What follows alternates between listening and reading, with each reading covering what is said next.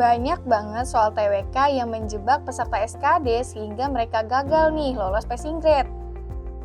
Nah, teman-teman, biar kalian gak gagal juga, kita pelajarin yuk contoh bentuk soalnya.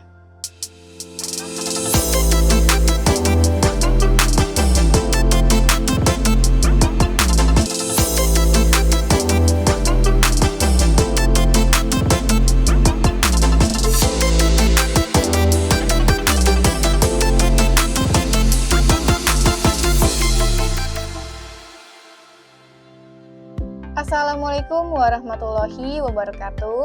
Halo teman-teman pejuang CPNS di seluruh Indonesia. Apa kabar ya kalian hari ini? Semoga dalam keadaan sehat dan baik ya. Kembali lagi bersama aku Kanisa dan tentunya kalau udah sama aku, kita akan mempelajari materi mengenai tes wawasan kebangsaan. Nah, tanpa lama-lama kita langsung masuk ke soalnya aja ya. Let's go! Nah, teman-teman kita masuk ke soal pertama yuk, materi mengenai UUD 1945. Istilah kerukunan umat beragama identik dengan istilah toleransi. Istilah toleransi merujuk pada arti saling memahami, saling mengerti, dan saling membuka diri dalam bingkai persaudaraan. Bila pemaknaan ini dijadikan pegangan, maka toleransi dan kerukunan adalah sesuatu yang ideal dan didambakan oleh masyarakat manusia. Ajaran Islam mengungkapkan hidup damai, rukun, dan toleran. Kerukunan umat beragama adalah kondisi di mana antar umat beragama dapat saling menerima, saling menghormati keyakinan masing-masing, saling tolong-menolong, dan bekerja sama dalam mencapai tujuan bersama. Dalam konteks keindonesiaan, kerukunan beragama berarti kebersamaan antara umat beragama dengan pemerintah dalam rangka suksesnya pembangunan nasional dan menjaga negara kesatuan Republik Indonesia. Hal ini bersesuaian dengan pokok pikiran yang merupakan suasana kebatinan dari UUD 1945 pada bagian A pertama, B kedua, C ketiga, D keempat, E pertama dan kedua. Nah, di sini teman-teman, pokok pikiran yang dibahas di sini intinya adalah toleransi dan juga kerukunan, dan ini jika dikaitkan dengan UUD 1945, tepatnya di pembukaan UUD 1945, ini sesuai dengan pokok pikiran yang ada di bagian mana nih teman-teman? Nah teman-teman, jadi sebelum dikaitkan dengan UUD 1945, maka mengenai toleransi dan juga kerukunan ini bisa dikaitkan dulu nih kepada Pancasila teman-teman, yaitu toleransi dan kerukunan adalah penjabaran dari sila pertama Pancasila yang berbunyikan ketuhanan yang Maha Esa, di mana sila pertama Pancasila ini adalah gambaran pokok-pokok pikiran yang merupakan suasana kebatinan dari UUD 1945 di bagian yang keempat ya teman-teman. Di mana pokok-pokok pikiran yang merupakan suasana kebatinan dari UUD 1945 itu yang pertama nih, di bagian pertama ini membahas mengenai negara melindungi segenap bangsa Indonesia dengan berdasarkan persatuan. Nah, berarti sila yang ketiga. Kemudian bagian yang kedua, negara Indonesia menunjukkan keadilan sosial bagi seluruh rakyat Indonesia. Nah, di bagian kedua ini adalah menjabarkan untuk sila yang kelima ya. Kemudian yang ketiga, negara berkedaulatan rakyat berdasarkan atas kerakyatan dan permusyawaratan atau perwakilan. Nah, berarti bagian ketiga itu adalah sila yang keempat. Nah, sedangkan di yang bagian keempat ini membahas mengenai ketuhanan yang Maha Esa. Berarti, teman-teman, untuk soal ini mengenai toleransi dan juga kerukunan masuk ke dalam UUD 1945 di bagian yang keempat ya. Oke, teman-teman, kita masuk ke soal yang nomor 2, materi mengenai integritas. Anda adalah seorang ASN yang bertugas melakukan audit. Suatu hari, Anda ditugaskan untuk melakukan audit di salah satu kantor pemerintahan yang berjarak cukup jauh dari kantor tempat Anda bekerja. Di tengah perjalanan, mobil yang Anda gunakan tiba-tiba mogok. Setelah memperbaiki mobil tersebut di bengkel, Anda melanjutkan perjalanan dan melaksanakan pekerjaan Anda di kantor tersebut. Setelah selesai melakukan tugas, salah seorang ajudan memberikan sejumlah uang sebagai ucapan terima kasih dan untuk mengganti biaya bengkel mobil Anda. Sikap Anda: A. Menerimanya karena jumlahnya hanya sedikit dan merasa tidak sopan jika menolaknya. B. Menolaknya karena jumlahnya terlalu sedikit dibandingkan biaya perbaikan mobil. C. Menolak uang tersebut karena biaya perbaikan mobil akan diganti oleh kantor saya. D. Menerimanya untuk menutupi biaya yang telah Anda keluarkan untuk memperbaiki mobil. E. Menerimanya karena hal tersebut adalah bentuk terima kasih atas kinerja saya.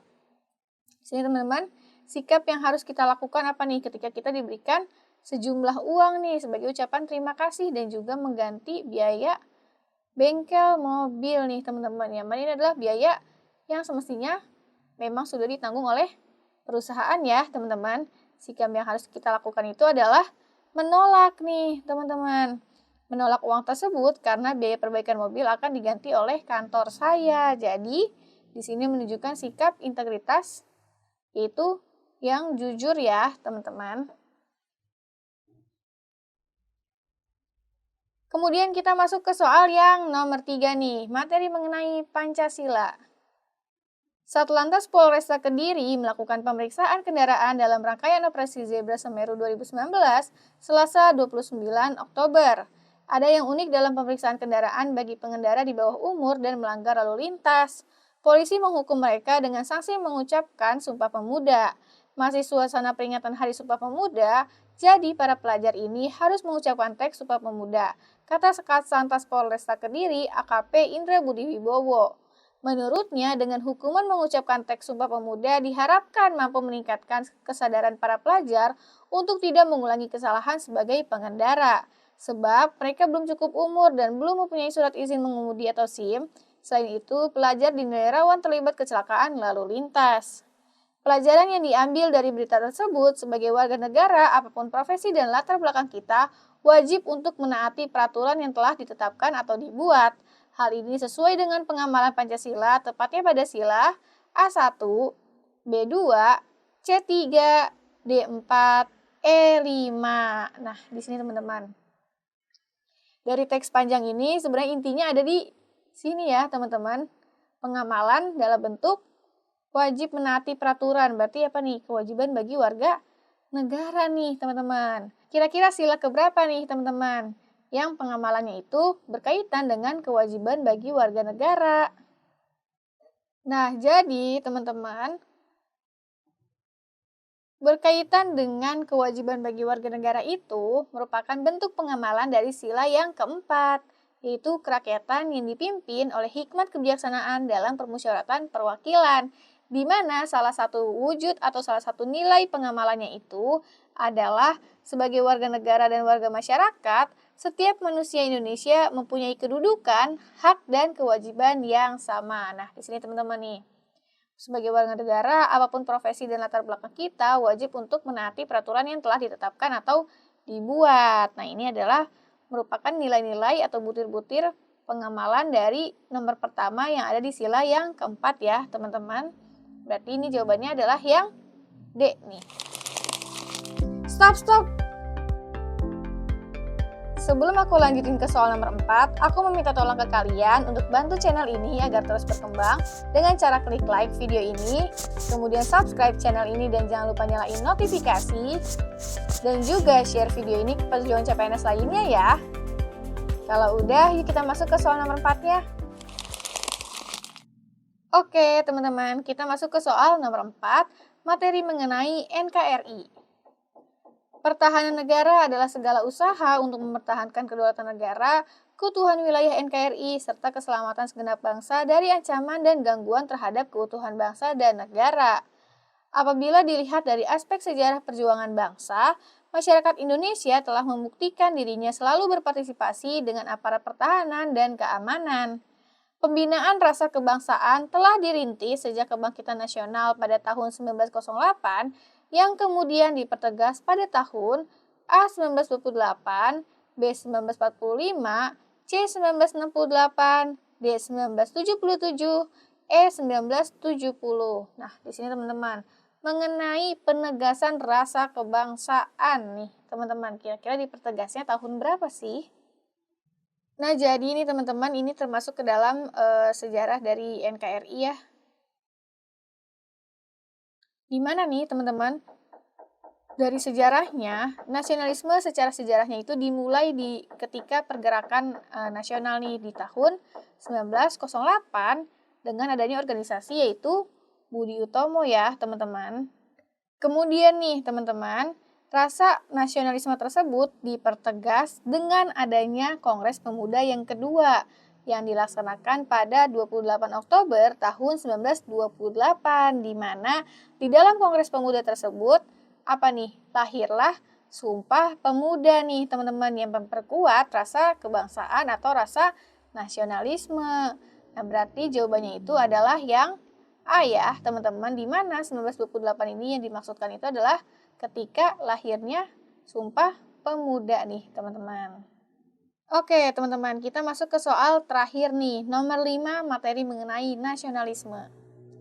Semangat nasionalisme baru dalam usaha pergerakan kemerdekaan diawali dengan munculnya organisasi A. Serikat Dagang Islam, B. Budi Utomo, C. Indische Partij, D. Perhimpunan Indonesia, E. PNI. Nah, di sini teman-teman, soalnya berkaitan dengan soal nomor 4 tadi nih, di mana semangat nasionalisme baru di Indonesia ini muncul karena adanya organisasi Budi Utomo ya teman-teman, yaitu di tahun 1908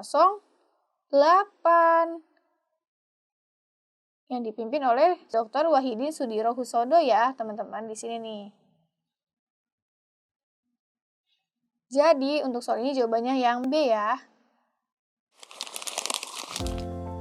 Oke teman-teman, jadi segitu dulu materi yang bisa aku sampaikan hari ini. Nah, soal-soal tadi perlu kalian pelajari dengan baik ya, karena sering banget nih bikin terkecoh para peserta SKD.